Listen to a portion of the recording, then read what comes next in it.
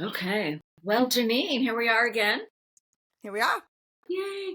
We're going to cover the tasks first from the Yes. last episode. And what did we call that? Like how to overcome rejection? So we Worthiness.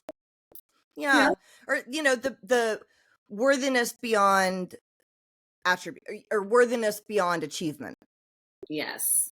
It's so funny because we record these episodes weeks in advance. Weeks in advance, I know. That's why when I was making the reel for the last one, that's why afterwards I was like, I'm going to go back and double check my notes moving forward before I make reels Yeah. but it's great that we're so prepared.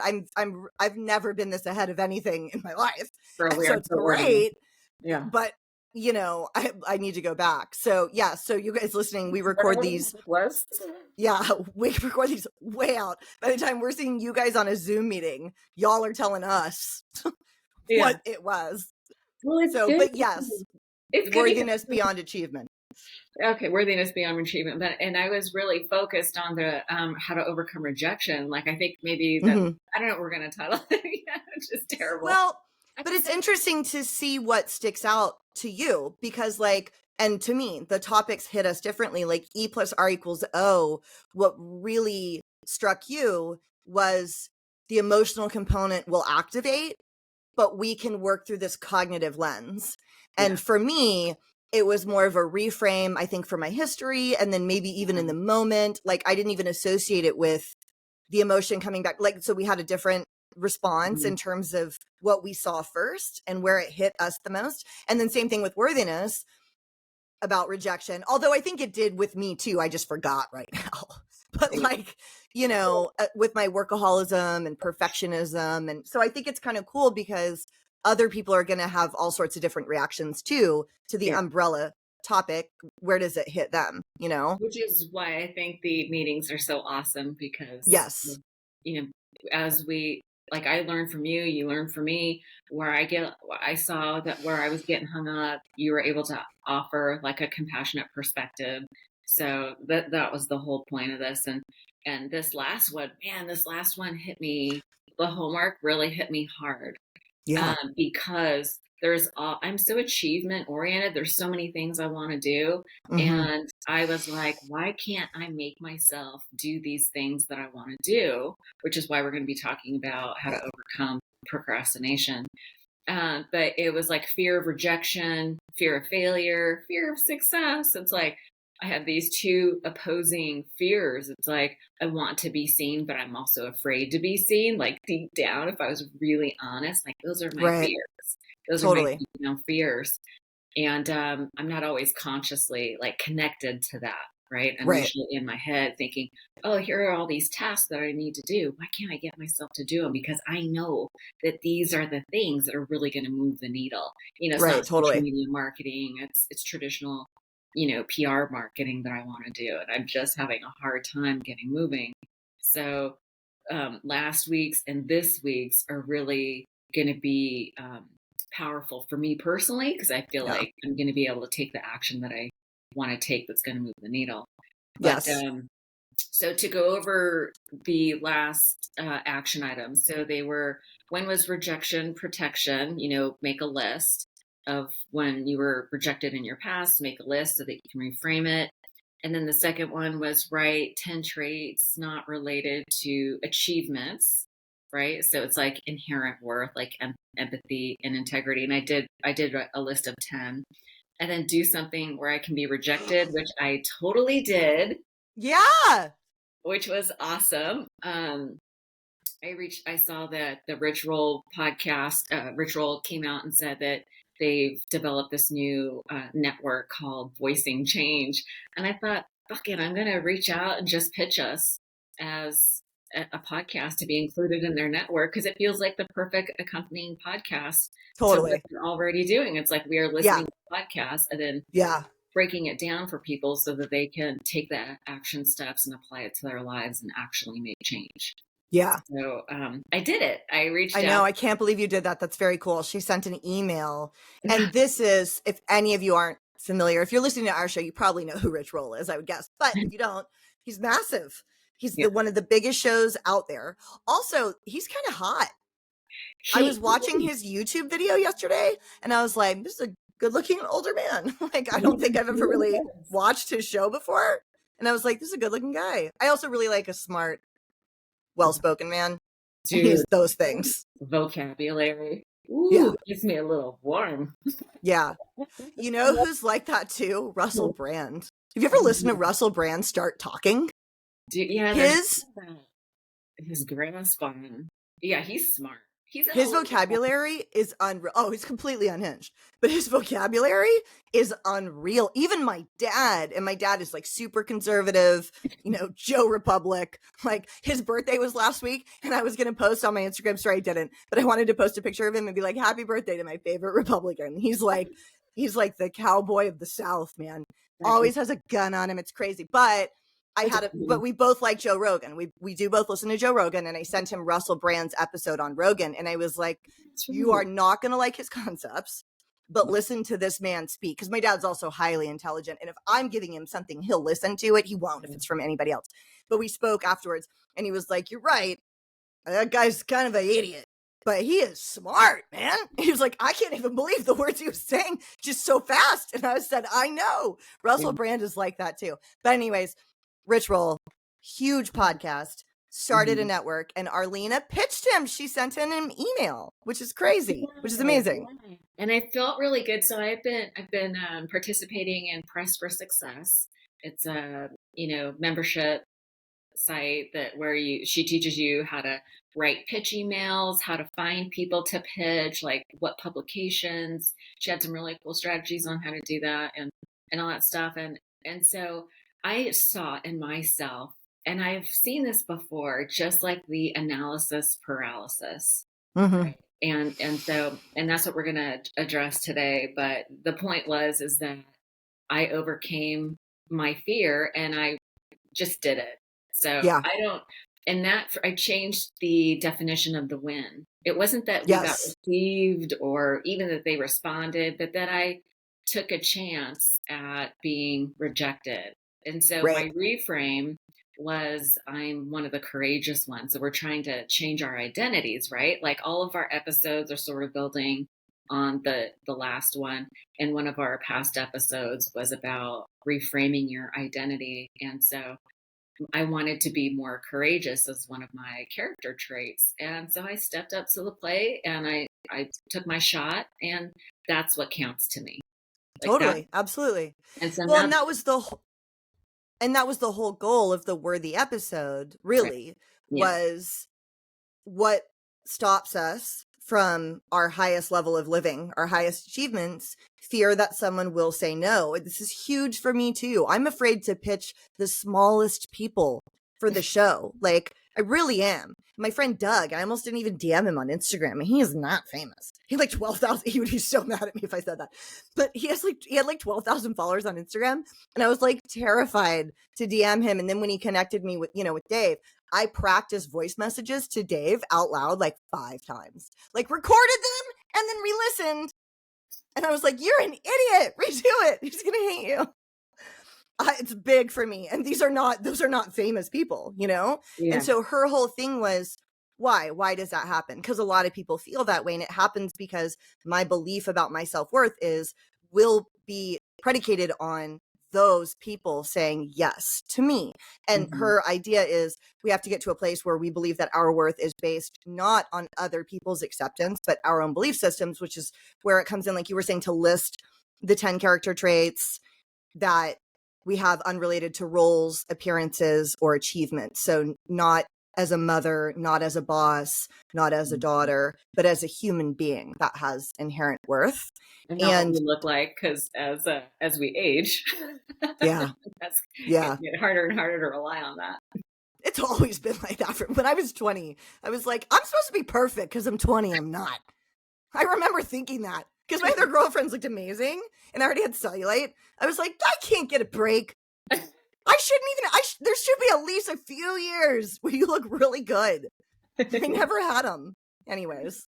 But yeah, but the idea is. Okay. I think you look amazing. But the idea is, we step past that. And then one of them was put yourself out, for possible rejection, like you said, which you did, and you actually did that one. I did it. So I really like this idea of focusing on character traits that, like you said, didn't have anything to do with the role or parents or what was the other one? Or achievement? Achievement. Achievement, yeah. So I just Googled it and found all these cute little images and found one that was like, so I'm gonna read you to them. Okay. Read them to you. You know what I mean? So it's a little embarrassing to be like, here's why I'm awesome. That's what I'm gonna say. So, Okay. so the first one makes me laugh. I was like, I'm fucking charming, okay? You are charming. Charming, friendly, playful, outgoing, trustworthy, compassionate, creative. Why was charming the first one? Now I can't get past the rest of the list. No, it's really good and true. You know what's funny? As I was doing this, now that I put my glasses on, I'm looking at my hair. It's appearance. It doesn't matter. Okay. I did this trauma therapy, and one of the things that came up was, so I had this thing like, I was doing 12-step meetings for lots of years, and I would share, and a common reoccurrence is I would sit down and the person next to me would be like, oh my God, you're adorable. Because I like to joke around and be funny and whatever, but it never really landed. Like I was never able to really receive it. But it happened often enough that I was like, oh, isn't that funny? But I never really got it to my heart, in my heart. Mm-hmm. And when I was doing this trauma therapy work, like you go deep, right? You get all in your body and you connect with, whatever. And I got it in that session. I was like, oh my God, I'm fucking adorable. Aww. That's awesome. That's awesome. The other one is like, occasionally I've had experiences like this one experience stands out in my mind because I was talking to this guy who was really handsome, this older guy that was really handsome, but he was conservative.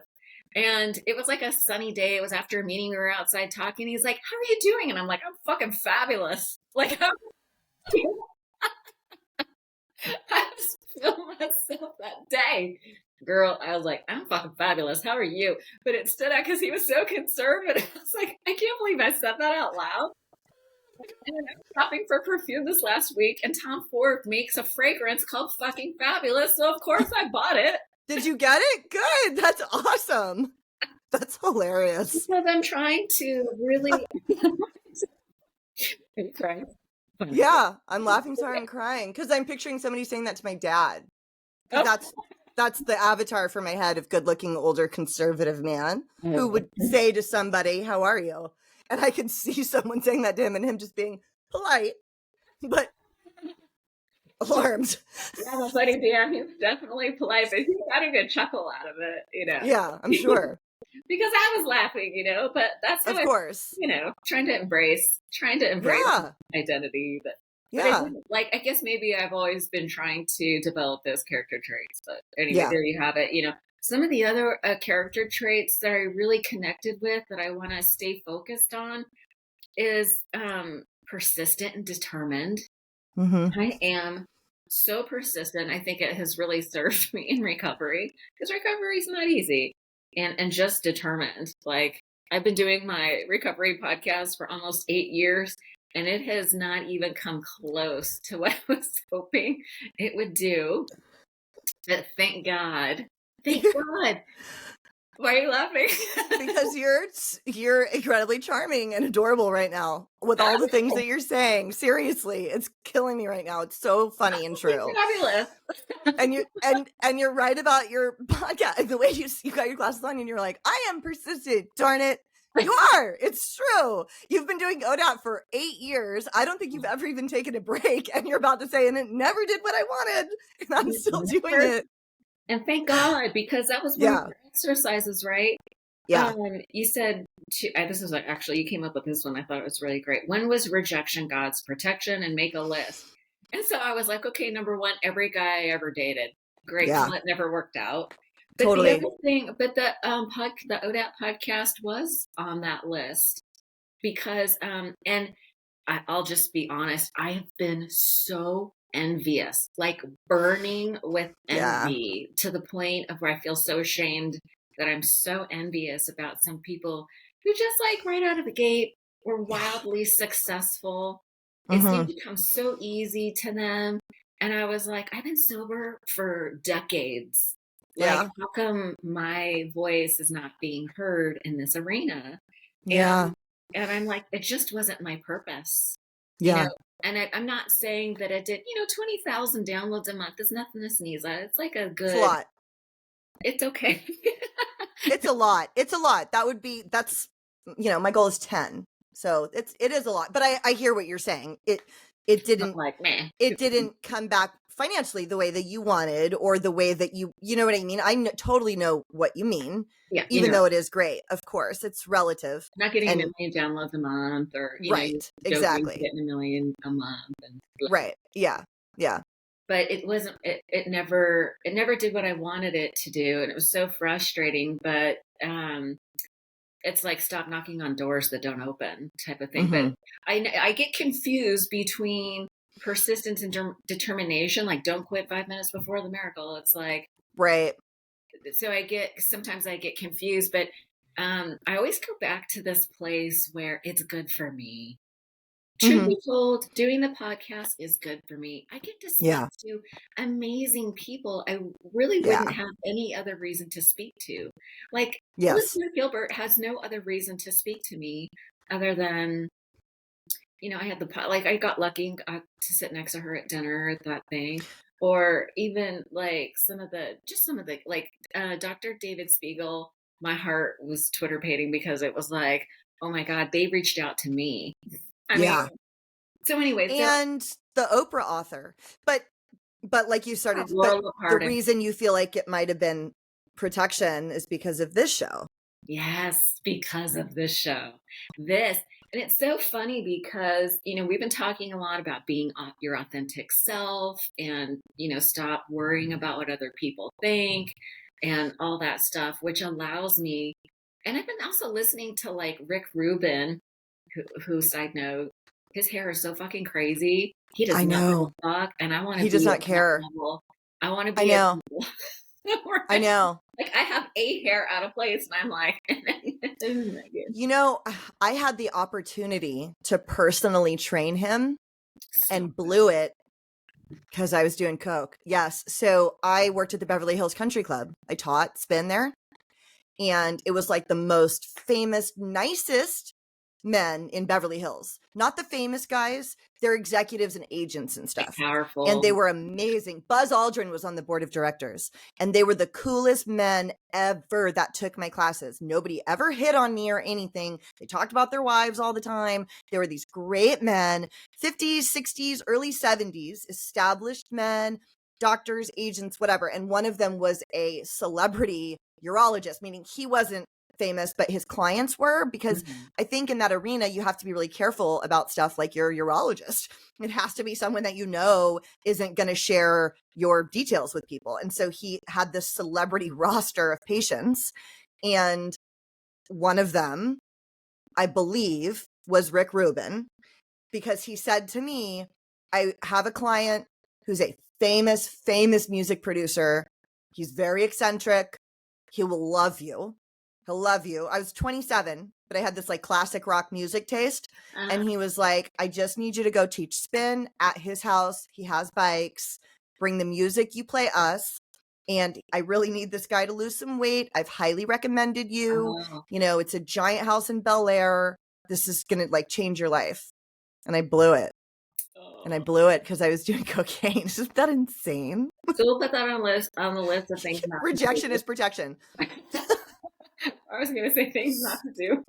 Yeah, okay, or that. But I had a Well, lot of no, but opportunities back then that I think were protection. Like before Soul Cycle, another one of those guys wanted to open a spin studio with me on the corner of Culver Boulevard and where Soul Cycle flagship is. That in New building? York? No, in LA, in Oh, Culver City. okay. Yeah. So it was before the one in New York. So New this York was was city. 2007. Yeah, but it was before that one even opened. So maybe it was the first LA one then, I guess, because this was in 2007. Soul Cycle wasn't out yet. And I just know that the biggest Soul Cycle ended up going there. And that was the building he wanted me to go look at with him and start a spin studio with him. He was going to put up all the money and I could be the face. I still remember his name was Harvey. And again, didn't hit on me. He had this beautiful wife. They lived in a blah, blah, blah, blah. And I blew that too. And later I realized that was the location of a giant Soul Cycle. And I was like, was I supposed to start Soul Cycle? Oh my God. Again, I was not prepared for that moment. I could never have built that brand. I didn't know enough about teaching. So I also wouldn't have built Soul Cycle. I wouldn't have. And so anyways, it ended up being protection. Yeah. Regardless. Yes. Rick Rubin's so hair. What are some of the things that you are reframing from your past? No, I only just thought of those, but I could. No, those weren't even on my list. Yeah. Water for journaling for the future. Yeah. What were some of the, some of the things that were on my list were, every guy I ever dated, the podcast. I had my sales job. So I had a pretty good career in tech sales in Silicon Valley. I made really good money. Like I was making more money than most of my husband's friends in Silicon Valley. I did fucking crush it. But I didn't get the positions that I wanted in like an account executive outside sales role. I was always inside sales. Okay. And I'm so grateful that I didn't do that because number one, it was a really tough job. It was a lot of travel. And I think it would have, and the truth of the matter is I really didn't belong in sales, tech sales. And so I'm glad it didn't work out because I think if I had made the kind of money that those field reps were making, like they're making like on average about $250.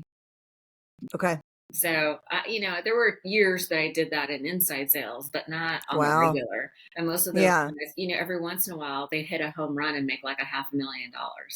Do you know what I mean? So it was like I had a friend who went to New York for lunch to take this guy, the CEO, out to lunch and land. And these sales cycles are really long, so he landed this deal that netted him $500,000.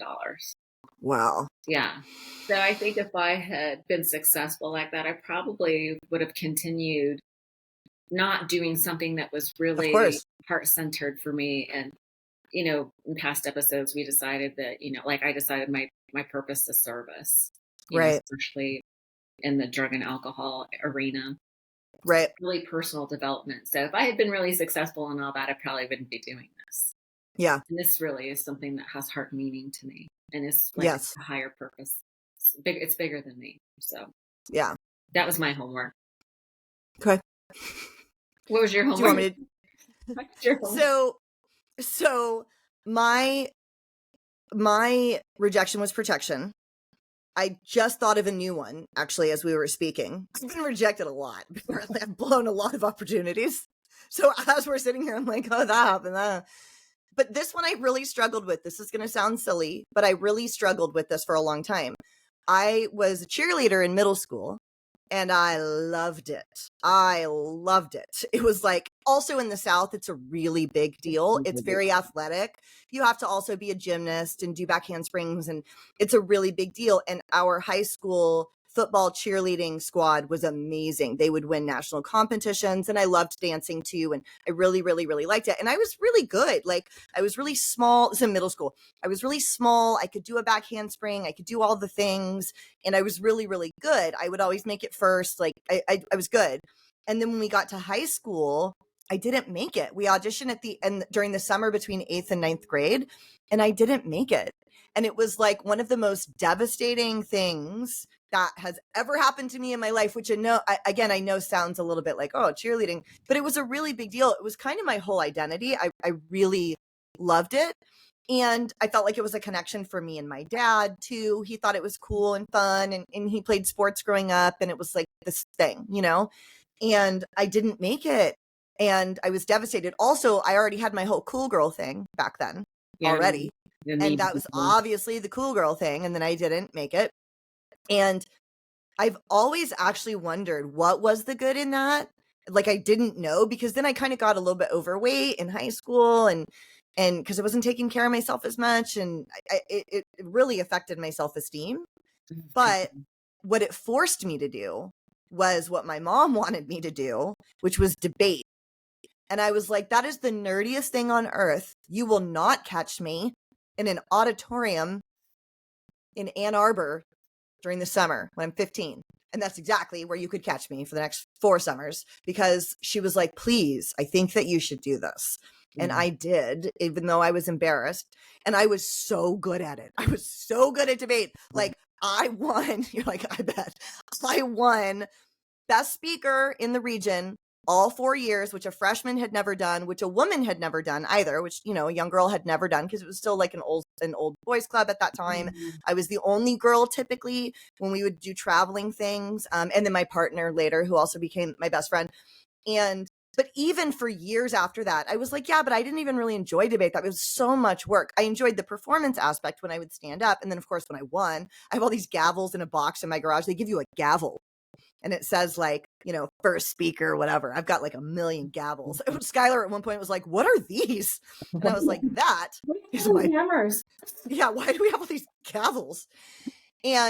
But after all of the years of my active addiction passed in recovery, I've looked back and the debating that I did embed in me a belief system about my intelligence that I never lost because I was really good at it. And I was in the big leagues with very, you know, and some of this crept into my Southern brain. I was with the men and they're super smart. And I was there too. And it really made me feel intelligent in a way that I believed I was smart, but like with cheerleading, I probably would have leaned more into the blonde, popular, whatever. Yeah. But with debate, I was really good. And the belief system that I was intelligent never left me during all of my years of using. And so even though my self-esteem took a toll, I think I always came out of it believing that I still had the intellectual capacity to regain ground. And like Skylar, after his last relapse, he did not have that anymore. You know, he really believed he had lost actual like brain cells and that he wasn't as smart. And it really was helpful for me navigating life again, that I never lost that belief system. And so in that moment, I think I can finally say, and I've only just started thinking this in the past few years, I've regretted not making cheerleading for like 20 years. But I now think, looking back, that it led me to debate, which enhanced all of my skills. And now I'm speaking. You know, I speak on a microphone when I'm teaching. I speak in these types of situations. I love doing speaking on stages, and I'm not nervous about it. Like when I did my event at Cal State San Marcos, I mean, I'm a little bit, but not really. And people are like, how can you do that? And I think some of it is because I debated on these massive stages at universities when I was in high school. Because if you get far enough, it's just you and the 2 other guys, you know, and it was always men. And they would always look at me and my partner and be like, okay. And I would think, they okay. always underestimated you. Huh? Yeah. I'd be like, you wait then. That's fine.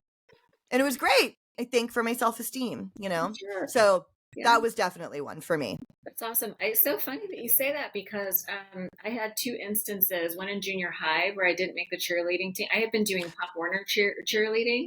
Okay. And I was, you know, I did really well and loved it. And yeah.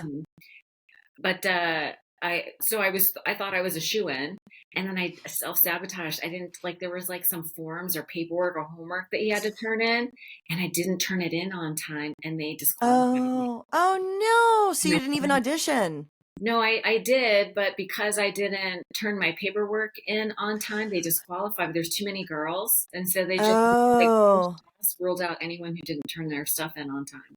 Oh no. Regardless of, do you think it was a form of self-sabotage, or do you think you forgot because you were 14? Well, I was actually, I'm not really sure. I, had diagnosed ADHD like back in those days. That wasn't even a thing. You know, my nickname, my mom was like, her nickname for me was like scatterbrain because I was, it wasn't my fault. I had ADHD. Also, in my opinion, your mom should have reminded you. Maybe that's because I was very reliant on my mom. My mother would never have let me miss a phone. That would not have happened. Yeah, You know no, what I my mean? Not mom, to shame your mother or whatever. In fact, maybe my mom did too much for me. I don't know. But like, no, I didn't you have know, that kind of mom, which sort right. of forced me to be really independent. And that Yeah. was one of the consequences.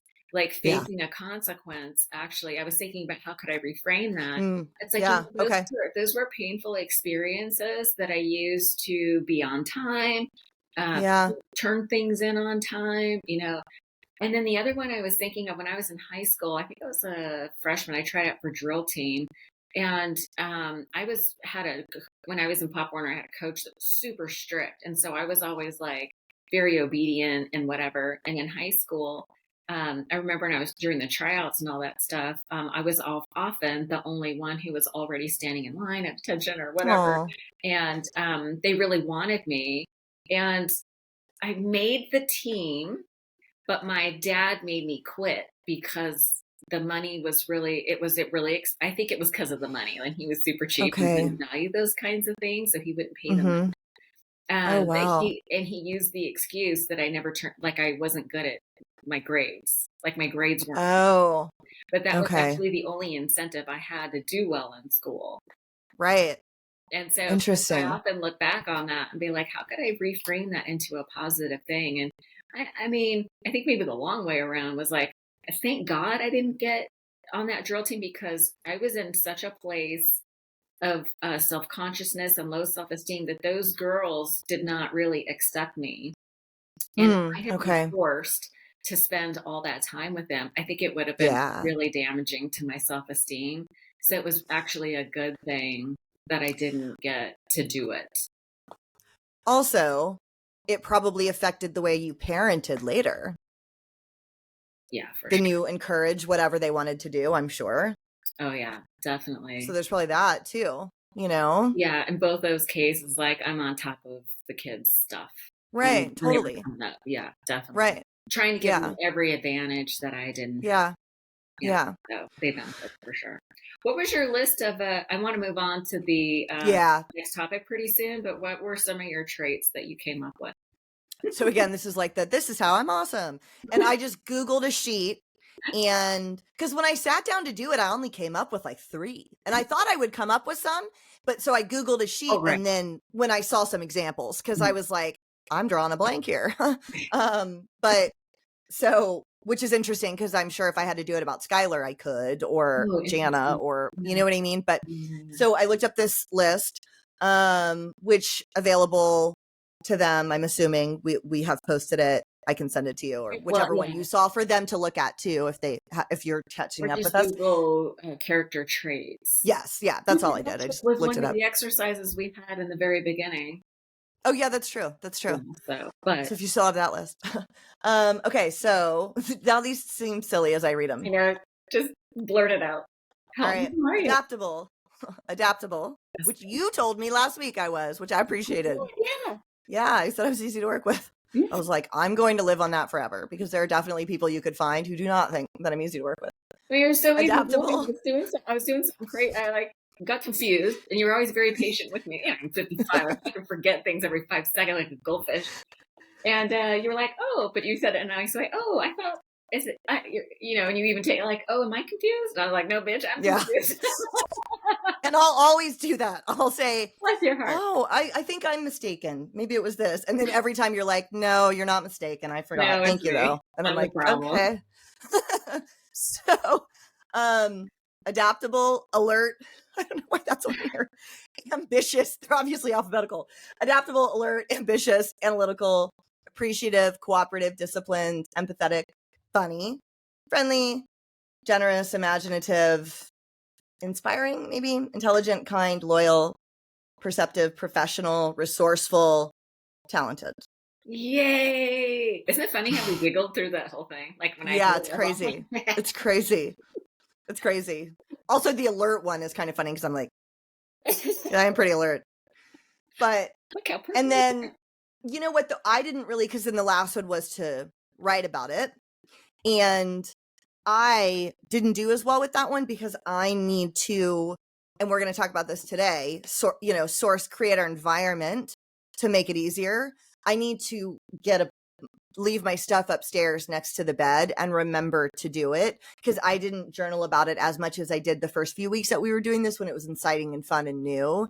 And so in terms of like, we touched briefly on some of the SMART goals, I need to make it more available in my environment and leave my notebook upstairs, because I only wrote about it. And the one day that I did, I was able to think. I was resourceful. I sold my reformer finally and got all the stuff to do an in-person Is that a new podcast mic? studio. Huh? Is that a new mic? Yes. It's amazing. Oh, you can hear me better? You sold your reformer. Yeah, you sold your reformer and you got to get a new mic. That's awesome. Oh, no, I'm sorry. This one is not new from that round of purchases. Oh, I hadn't used it yet. we'll just I cut. just started using it a few weeks ago. Yeah. But I did get handheld mics, like all the fixins, a backdrop, a really nice camera, professional studio lighting, 2 chairs, because the reformer is really valuable. So anyways, I was resourceful that day. I wrote about it that day. So, and then my lesson headed into this next round is I need a nice journal that I am excited to write in and leave it accessible in the bed, which is a pretty good segue into talking about our topic today, which I'm super excited about. Yeah. So today's topic is how to stop procrastinating. And it was so funny because I was like, there are so many teachers. Like if you Google how to stop procrastination on YouTube, you get a bazillion things. So I kind of went down the rabbit hole. And the reason I wanted to focus on procrastination is twofold, because the last topic that we did where we talk about worthiness, that set my brain on fire. Because I had this idea that we only allow into our lives what we believe we deserve on a subconscious level. I really believe the subconscious mind, that's where all your beliefs and emotions reside.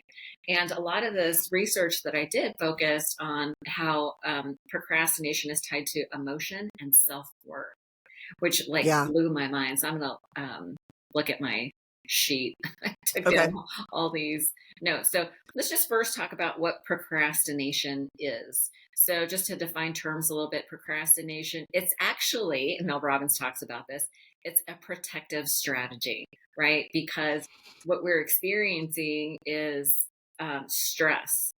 And as humans, we are designed to seek comfort, right? And so, but we also have this need for growth and achievement and all that, and significance. So we have these two opposing thoughts and beliefs, right? And it creates stress. And so whenever we think of something that we want to do, like I would like to send out a bunch of pitches. For me, it's like utilizing my sales skills. And I'm like, why am I not able to take that step?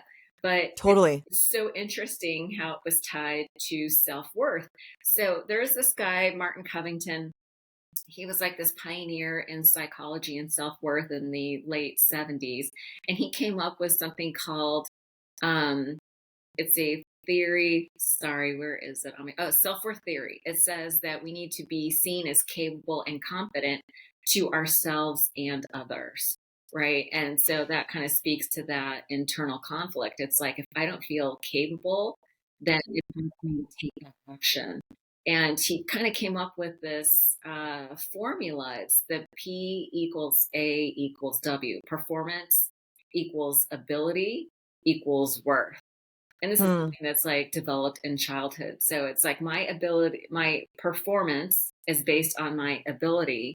And when I'm able to do those things, that's tied to my self-worth. So the self-worth theory is like, I think the whole thing is that it's based on identity. So like the last episode that we did was all about self-worth. I was like, oh, it totally makes sense why my self-worth is tied to my performance and tied to external validation, so that if I get rejected, it affects my actual identity. Absolutely. Yeah. If that makes any sense.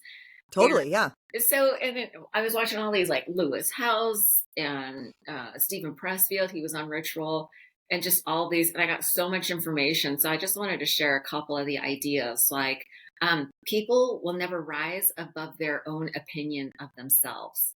Right. And so that is directly tied to the work that we've been doing. It's like when we increase our self-worth based on these inherent qualities, then just the act of doing something, taking action, affirms those qualities. So we're not going to be affected as much if we get rejected, because that's not what's important. It's the internal qualities like persistent, determined, something that takes action. So it's more internally, like the locus of control is internal as opposed to external. Right. And then the other part, I thought was super interesting because we both sort of identified that we have analytical minds. So I love this part. yeah. This is my favorite part. When I read your email, I was like, oh, good. I That's know. good. Yeah. Yeah. Who is affected by procrastination? Yeah. Highly intelligent people, analytical minds, Yeah. we're super smart, and we're very analytical. And Yeah. it's so interesting because it was like when you're analytical, it's like it kind of speaks to this idea of like this other guy on the Lewis House. I think his name was Roy Vaden.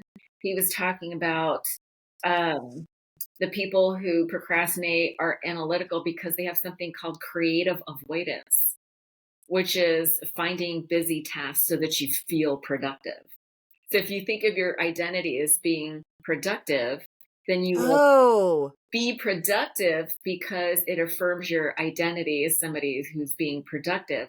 But the reality. Avoiding something bigger that would move the needle that you're afraid of. Exactly. God, I do that every day. I do it every day too. So he talks about priority dilution, which is something that overachievers use to procrastinate. So it's like you have too many things to do, too many things that are urgent. So like I'm motivated by the urgent, not by the important. Right. So I thought that was a really good distinction.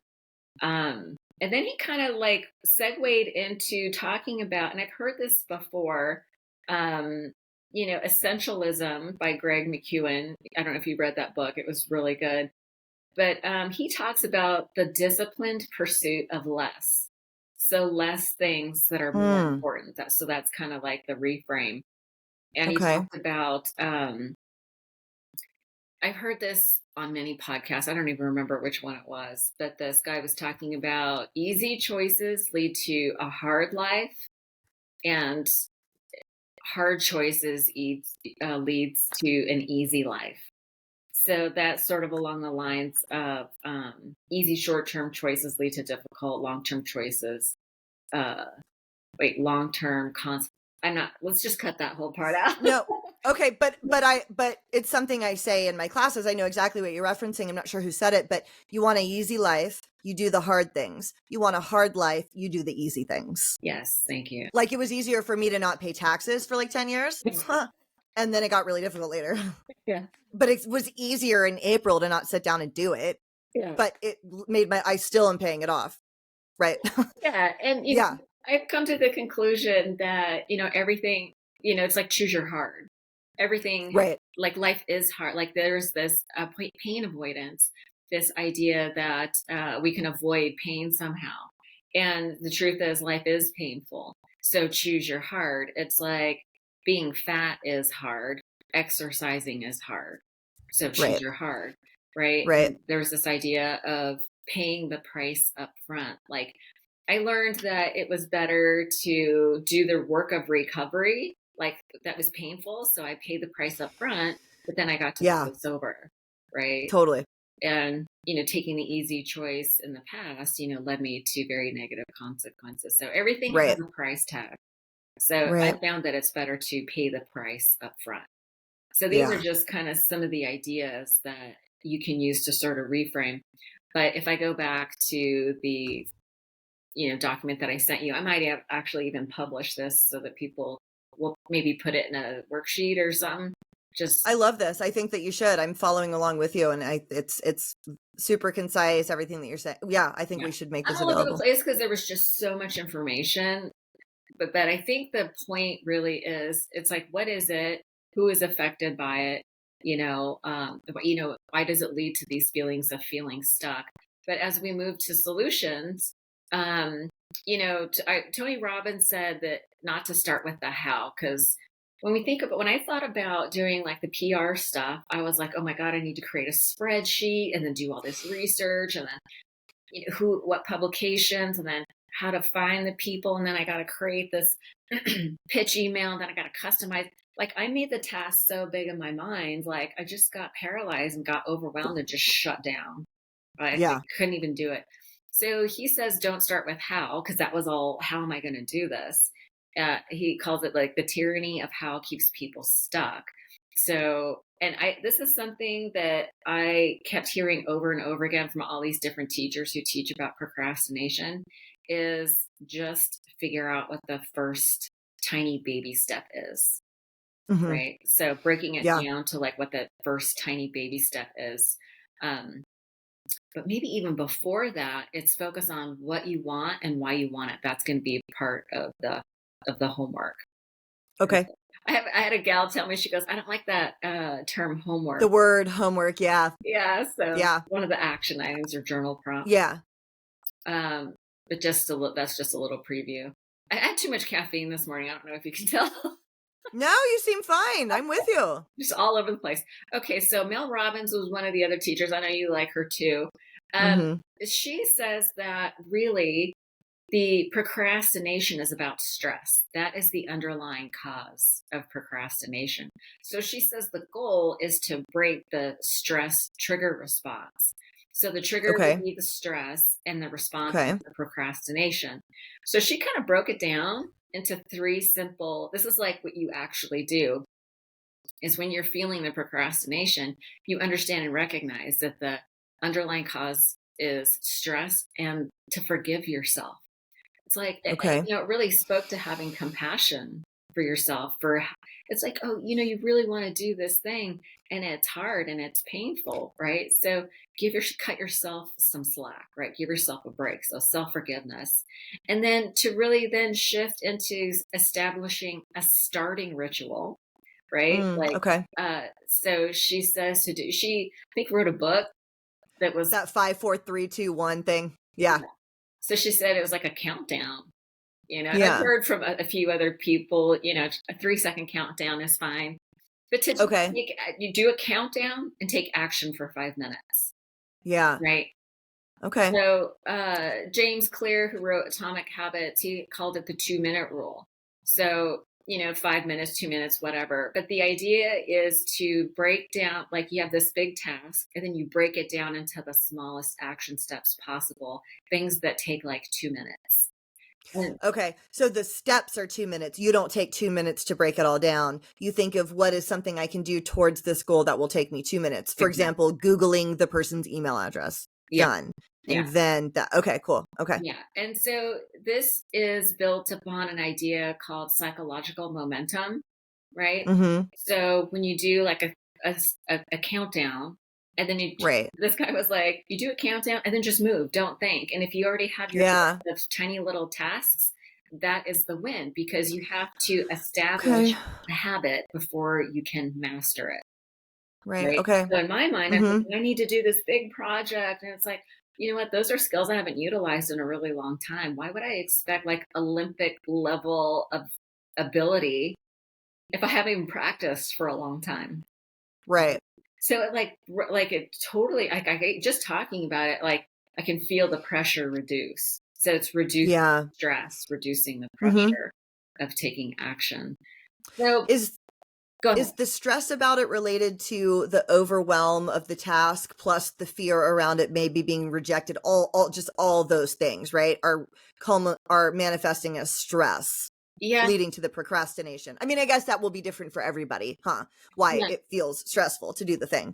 Yeah, Okay. I think the magnitude of the tasks, like thinking about all the things that I have to Yeah. do, Mm-hmm. like combined with the fear of rejection. And I also think it's like, what if this shit actually works? Like Yeah. I if I know. take action, something's going to happen. If I take enough action, Yeah. like, Jamie Kern Lima, in her book Worthy, was talking about how she got rejected hundreds of times. And in my mind, like there is this voice that says, fuck it, let's do it. Let's just, Yeah. let's create a list of 300 people, and let's get a few hundred rejections under your belt. Like there's Right. David Goggins, stay hard. It's like, Yeah. Yeah. let's just do That compilation in the YouTube video was hilarious. By the way, if you guys actually watch the YouTube video in this worksheet, it's so funny. He's like, stay hard, stay hard, stay hard. Merry Christmas, bitches. I was like, wow. I was like, It was just, it was like this little compilation in the middle of the YouTube video. And I was like, oh my God, I was expecting that from this guy. Anyway, sorry, go ahead. yeah, the videos from Mark Manson, he's awesome. He's very entertaining. Lots of swim. Yeah. I love that about him. But so that's in the sheet. But yeah, so I think it was a combination. So it was, I have these competing voices, just like they were talking about all the research I did. People that are analytical, who high achieving, determined, all that stuff, that also have a fear of failure. So that can actually work in favor of some people, where it takes them to the tipping point where the pain of inaction is greater than the pain of action. Like I've been sitting with this for so long that I'm like, I can't stand this anymore. Like I have to do something. Yeah. The task of, I had the task was so big, I would just fucking short out. My brain is like, totally. And I'm like, totally. Let me go do something on social media, which has been a huge boondoggle. It's like, you know, and so I feel like that is my Achilles heel, is the social media. It's taking action, it trips you up. but it's not action that really, that's the creative avoidance. Right? Yeah. And so I found a solution for that. Like I did that day of batch content creating and then uploaded it into a schedule. Yes. So I'm not on social media. And then I found myself like, oh shit, I should be pitching the podcast to all these publications. But here, let me go to this other thing first. A bazillion. I have a bazillion other ways to distract myself and procrastinate. Right. So I'm going to do these are all the things I'm going to do for myself, is to the action steps. So obviously this is what I've been procrastinating on. So I didn't even count that as an action step, because I feel like if you're a procrastinator, everybody knows what you're procrastinating on. But the first the first action step was to journal about it. So to get reasons, compelling reasons. So why do I want on what you've been procrastinating on? On what I've been procrastinating. So why do I want it? And come up with a list of compelling reasons. So that's going to be one of the things I'm going to journal on, that I'll share next time. And I always do so if we're going to talk about SMART goals, I always do my writing and stuff in the morning. Okay. So I'll be doing that. And then identifying micro actions. I think I'm going to take a day to just block it off on my calendar. Like if it's not, I live and die by the calendar. So I'm going to just take some time to identify the micro actions. And then the third step was to use the Mel Robbins method for breaking the stress trigger response, which is, do the countdown and then use the clear 2-minute rule. Mm-hmm. So I love that. I love that. This might be, I feel like I've been saying this in the past, but this might be my favorite one we've done so far, but I think I've said it before. But this is all, I mean, of course I can use this. You know what I mean? Yeah. Like I've been procrastinating so much with the show and so many other things for a variety of reasons. Mm-hmm. Yeah. I finally interviewed somebody again yesterday. I'm going to get back on it. But I was also debating maybe just stopping, but then I've gotten so much, not that it ideally isn't how I decide, but a lot of external validation from people saying, when are you coming back? When are you coming back? Way more people than I would have expected. Strangers, people I don't know that listen to the show. Encouragement is a thing. Right. Yeah. And it made me feel like, okay, I am on the right track. And also just the realization that it had gotten pretty far. But so I like this because that Mel Robbins thing, I always thought sounded so cheesy. So dumb. And I wouldn't try it. But I'll try it. You know what I mean? Of course I'll try it. We're going to run the experiment. That's the whole point. And I love the 2-minute thing, which I had never heard. So say it was, asking someone to be on the show. There's a musician that lives in Nashville that has actually already agreed, but then he kind of went into a little bit of a funk and he wasn't doing social media for a little while. So he's clearly back out. He's active on social media again. And so I want to reach out to him. And I like this idea of the 2-minute thing, because what does it look like? It looks like this. The 2-minute task is just text him. That's it. Yeah. And then it would be 3, 2, 1 text. Yeah. Like, I'm going to try this, so I like this. I think this is really cool. I'm excited about this one.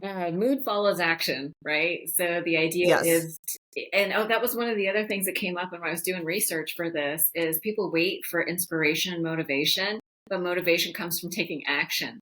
So Right. we literally flip that on its head. That's the reframe.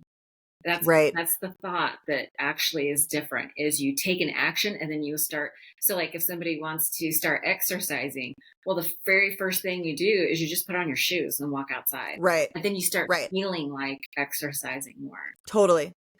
I heard this formula once on James Altucher podcast, and it's the formula for motivation. There's like a formula for it. Oh yeah. And it's P plus E plus S, like with a little 3 cubed, I guess. Oh, right? You're a cube. Yeah, I think. Cube? I think. Okay. No, because cubed would be to the 4th, whatever. S with a little 3. Okay. And it's purpose, which would be your why, like we're talking about. Tony Robbins was saying, starting with the why. Purpose plus energy. And energy means you have to also be taking care of yourself, sleeping, eating well, because you can have great intentions and just be too damn tired to do any of it. Right. Which is also where like medication can come in, depression medication, stuff like that has been my experience. Purpose plus energy plus small, simple steps. So that's this. That's all. This is the same. And I forget where I heard that. I mean, I know it was on James Altucher, but I forget who said it. But I've always known that, and I've shared it before, but this is backing all of that up. You know, same thing. Such self-help junkies. It's like we have. I know that I just had that in my back pocket. I'm like, oh, by the way, you know, there's a formula for motivation, and I know it by heart. You love a formula. I love a formula. Like E plus R equals O. I love a formula. Yeah. The P plus equals A equals W. Right. W. Yeah. Formula. Yeah. There was so much really good stuff. Yeah, I love this. This is great. Yeah, just there was so much stuff out there. I just by doing this research, I found 3 books that I'm desperate to buy. One was from Rory Vanden, and then Lewis Howe had 2 guests on talking about it. And maybe if I can find the other one. I took so many notes. I'm like, oh my god. Anyway, there was Mel Robbins. Like we like covered a lot. Really good teachers. But I like what you pulled it down to, of all of the information that you took in. I really like these ideas. Journal, what do I want? Why? Micro actions to get there, with the 2-minute idea as the basis. Each of these micro actions would take about 2 minutes to do, and then 3, 2, 1, do it. Yeah, I think it was so interesting. One of the reoccurring themes was about managing energy, right? Like that's Tony Robbins' whole thing was, you know, find your reasons why. Like one of the guys that I heard when I was doing my deep dive on YouTube was this girl was like, oh, I can't get up at 5 a.m. to exercise. I don't have any motivation. And he was like, if I told you that I had $3 million, I would give you if you showed up at 5, could you make it? She's like, hell yeah, I could make it. So he's like, the problem is that you're not tied to a strong enough reason. Right. Like totally. 3 million, like what would $3 million do? It would change your life. But you know what? So would managing your own. So would this. Totally. Yeah. So that's what we're really trying to do is managing the emotion, because the underlying trigger for procrastination is stress. It's an emotion. Right. So if we can reframe our thoughts and master our emotions, change the meaning of something, like instead of rejection being the reason I stay away from it, it's like creating a win and rewarding yourself. Right. That's sort of along the lines of the James Clear Atomic Habits stuff. I love this. This is a great one. I'm excited. I'm excited too, because I think about one of my things I was imagining. It's like, I'm going to swing for the fences because I believe so deeply in this podcast. There's so many people just like us. Like all our friends are workaholics who love information. Are you kidding me? It's like my girlfriends were always sharing podcast episodes and stuff. There are so many people just like us. They just don't know that we exist. And so as I was thinking about it, it's like, we're going to find all our other self-help junkies and come together and and help each other out. Like doing this work. So I believe so strongly in this that I was like, oh, that's my purpose. Like those are my reasons that get me, like I feel it in my body, just like It changes my energy. So I'm really excited about it. Yeah. Yeah. No, I love this one. This is a great one. I love it. Yeah. And you keep me on task. So I try. I need a buddy. Maybe be like, no, I think, and plus too, doing the podcast with someone else, it's like sometimes when you're a creative, like you create stuff in an echo chamber. Yes. Right. Exactly. Well, and that's kind of what I was thinking earlier with things that I was, we were saying what we took out of different things and then what we suggested to the other one. You're totally right. In all of the years I've been talking about purpose. Yeah. And even self-care. Yeah. I never thought of self-care as internal, like going to the doctor. Well, I only thought of it as getting my hair highlighted and getting Botox. And you were like, that's not really it kind of is, but not always. You know what I mean? Because I was creating that in an echo chamber, that's self-care. Change from the inside out. Of course, that's what it is. Yeah, of course, that's what it is. I remember I actually in rehab, I loved my rehab. I talk about it all the time. The guy that was my house manager, Lewis, as soon as I got even sort of healthy again, I would start doing makeup and making myself look really, really nice before we went to the center. And I always had a couple of guys that I really liked and whatever. And I remember one time Lewis was like, it's too bad you can't drink all that expensive makeup and make yourself beautiful from the inside. Rude. No, he loved me. He thought he loved me. Yeah. He did like me on the inside. He was meaning like, do you know what I mean? Yeah. He's like, work on the insides. Yeah. He meant it in a good way. My friend Lewis. He was crazy. Rudeness. Yeah. He did. I didn't take it. I thought it was hilarious in the moment. It actually didn't hurt my feelings. I was like, fuck you, Lewis. Love you. And he was like, I love you. Yeah.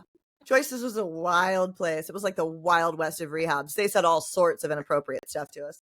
I remember, you should not do this either.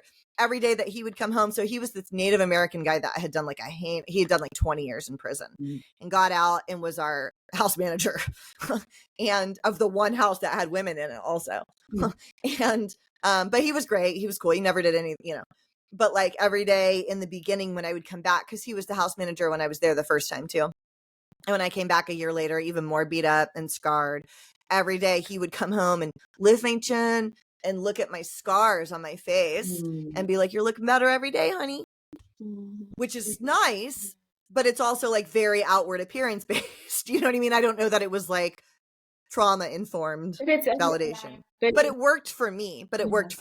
Yeah. It's evidence that you're actually like literally healing. Right. Yes. Yes, exactly. Yeah. So I like that one. That's a good one. All right. Well, I actually have to wrap this up. I have another thing, but it's really good. I'm so glad that we did the thing on procrastination. I'm really excited. Me too. How it's going to help, move the needle forward and get some exposure. Me too. To the podcast, but yeah, can be applied to. I'm going to start. There's this idea that you learn a lesson specifically and then apply it generally. So as I practice it with this particular thing, I know that I'll be able to apply it to other areas of my life that I've been procrastinating on. Absolutely. Yeah. Well, the E+R=O thing for me too is my kind of my whole life got structured around it once I learned it. Yeah. Me too. I mean, it's so interesting, all these lessons that we're getting, and taking the action items. Like when I get triggered, I know that I'll use the E+R=O. I know I'll use it. Right. So all these little tools in our back pocket. We'll have to put it all in a book one day. Yes. Yeah. Let's not distract. We're simplifying. Yeah. Workaholic. Exactly.